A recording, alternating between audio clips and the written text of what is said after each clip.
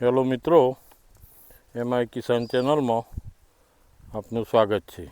આજે તારીખ 2/4/2026. અગાઉ તમને મારી પોતાની તરબૂચની વાડીનો વિડીયો બતાવ્યો હતો ફ્લાવરિંગ વખતનો. આજે હાર્વેસ્ટિંગ ચાલુ છે. વેરાયટી પ્રોવેગ ગેલેક્સી કંપનીનું બિયારણ લાઈન મેં પ્લાન્ટેશન કર્યું હતું. હવે તમને એ દિવસે મેં કહ્યું હતું કે હાર્વેસ્ટિંગ થશે એ દિવસે તમને હું વિડીયો બતાવીશ. તો તમે અત્યારે હાલ જે માલનું કટિંગ થયું છે જોઈ શકો છો.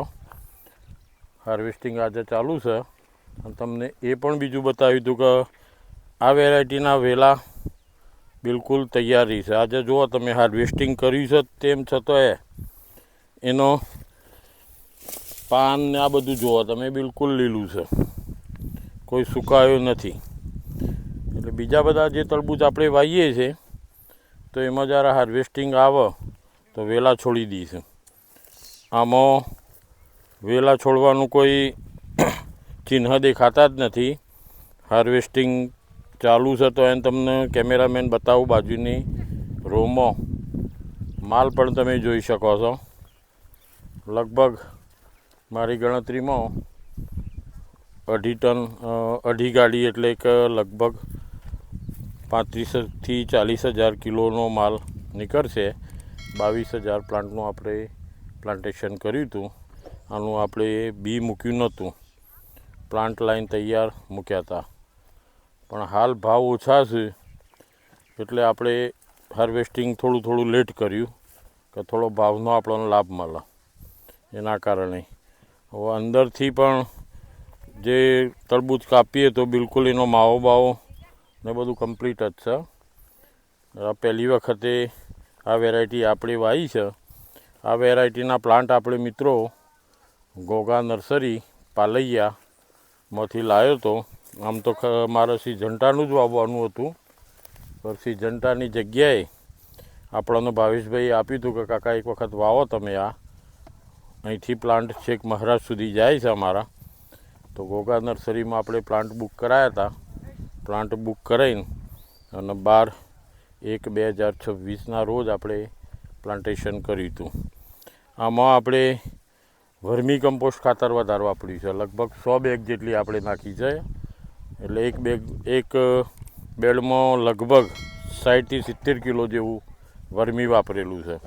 એની જગ્યાએ આપણે કેમિકલ ઓછું કરી દીધું.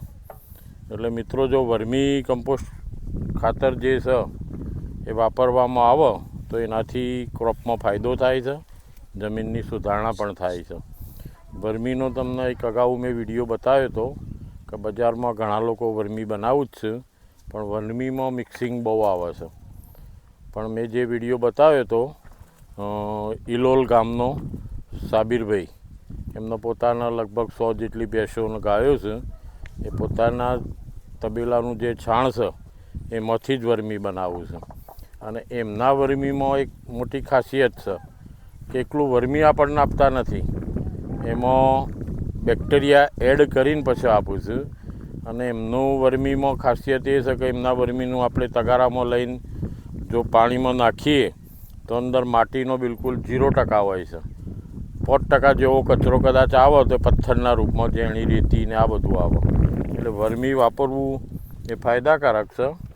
હવે તમને કહું છું કે કેમિકલ ખાતર આપણે ધીમે ધીમે ઓછા કરી દઈએ. હવે તમે મિત્રો સાઈઝ તમને બતાવું ને તો સાઈઝ તમે જોવા, આ જોઈ લો સાઈઝ લગભગ 5 કિલો પ્લસ હશે, એનાથી ઓછી હશે નહીં. અને મેઇન વસ્તુ તો આપણે એ જ છે કે એના જે વેલા બગડવા ના જોવું. આજે તમને કોઈ પણ તમે જુઓ તો એનો વેલો કમ્પ્લીટ હોય. પછી બીજો પ્લસ પોઈન્ટ કચરીમાં આવો જ માલ રહી જાય છે ક્યાંક. આ હાર્વેસ્ટિંગ થઈ ગયેલું છે આ રોમાં, અને તમને માલ બતાવું કે બહુ નેની કચરી નથી, બરાબર. હવે આમાં અમે પપૈયા વાવવાના. પપૈયાની મેં તમને અગાઉ પદ્ધતિ બતાવી હતી કે જ્યારે આ નીકળી જશે એટલે આપણે આ ઓલનો જ ઉપયોગ કરવાના છે. આ વચ્ચેવાળું ઘાસ કાઢી નાખવાનું, આ રીતે આ ઘાસ કાઢી નાખવાનું. લગભગ અહીંયા આગળ ફૂટ જેટલો ખાડો કરી દેવાનો, પ્લાસ્ટિક કાઢી નાખવાનું અને એ વચ્ચે આપણે ચોપી દેવાનું. એ ચોપતી વખતે 2 ખોબા જેટલું વરમી નાખશું આપણે એમાં અને પછી જ પ્લાન્ટેશન કરીશું. જો આ પ્લાસ્ટિક તમે નજીક રાખશો ને તો એ પ્લાસ્ટિક ગરમ થશે તો છોડ ખરાબ થાય. એટલે લગભગ 1 ફૂટ જેટલું પ્લાસ્ટિક કાપી નાખવાનું. એટલામાં જેટલું ઘાસ થાય એ આપણે હાથથી નિનામણ કરી લેવાનું, એટલે માટી ગરમ ના થાય, પ્લાસ્ટિક ગરમ થાય. આમાં અમે પપૈયાનું પ્લાન્ટેશન કરવાના, બરાબર. અને આ વચ્ચે જે છે વચ્ચેના ભાગમાં ઘાસ ને એ રોટોવેટર મારી દઈએ એટલે ઘાસ નીકળી જવાનો. આપણે આ ગાળો 7 ફૂટનો રાખ્યો છે અને 5 ફૂટે જે 15 વેરાયટી કરવાના. હજી લગભગ 30-4 અમારું પ્લાન્ટેશન થશે, બરાબર. 15 નંબરનું 7 બાય 5 ગાળા. તમે દરેક રોમાં જોઈ શકો છો કે હાર્વેસ્ટિંગવાળો માલ પડેલો જ છે.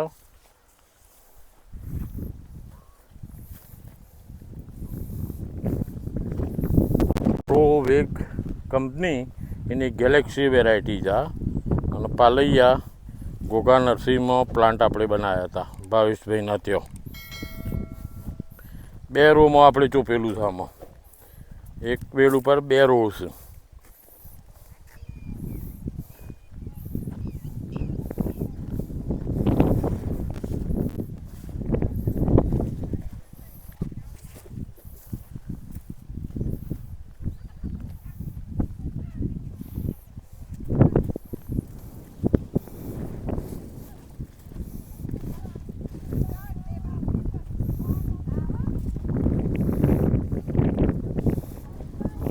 તરબૂચના પાકમાં કેમિકલ ખાતર બહુ ઓછા વાપરવા, ઓર્ગેનિક મેટર જેટલી વાપરીએ એટલો વધારે ફાયદો થાય કે જેના કારણે વેલા પણ ના બગડે આપણા અને ફ્રૂટમાં મીઠાશ પણ આવે.